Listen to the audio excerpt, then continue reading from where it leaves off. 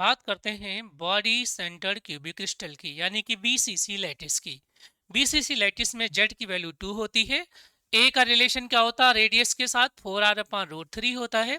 Packing fraction 68% होता है। इसके एग्जाम्पल में यूरोपियन आयन है, बहुत इंपॉर्टेंट है, पूछा जा चुका है आपके एग्जाम में।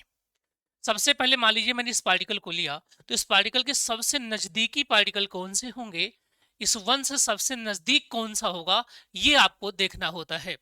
तो ए से सबसे नजदीक ये बॉडी सेंटर का पार्टिकल होता है।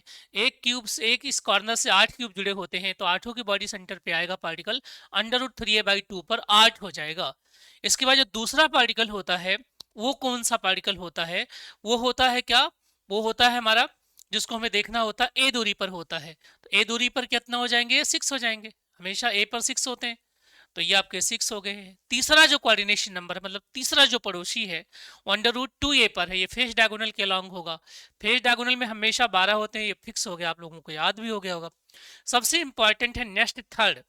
ये क्या है बेटा जी, यहां से जब आप इस फेस सेंटर पे आए तो इसके सामने दूसरे वाले पड़ोसी इधर वाले फेस सेंटर को लेना है। तो ये दूरी हो गई a/√2, और ये पूरी दूरी हो गई कितनी, इतनी हो गई, तो a, और ये इधर हो गई a+a/2, तो ये हो गई 3a/2।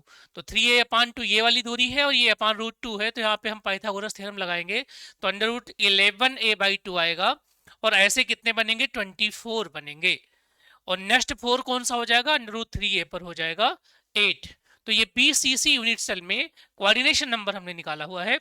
इसके क्वेश्चंस बहुत इंपॉर्टेंट हैं, स्पेशली नीट के लिए, आईआईटी एडवांस के लिए, आईआईटी जैम के लिए, गेट के लिए, टिफर के लिए, सीएसआईआर के लिए और पीजीटी एग्जाम्स के लिए। Thank you.